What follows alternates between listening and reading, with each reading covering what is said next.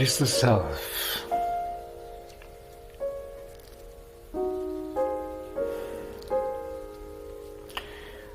The self is that which knows.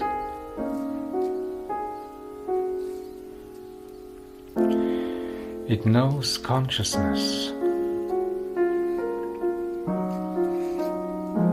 What is outside your consciousness,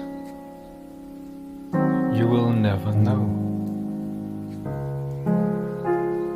But you can enlarge it through experience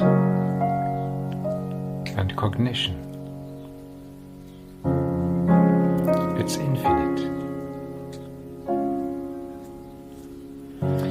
The self itself has no qualities.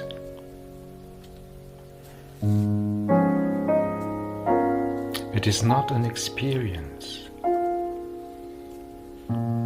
It's just pure knowingness. It does not even live in time and space. These are already contents of consciousness, created by the mind.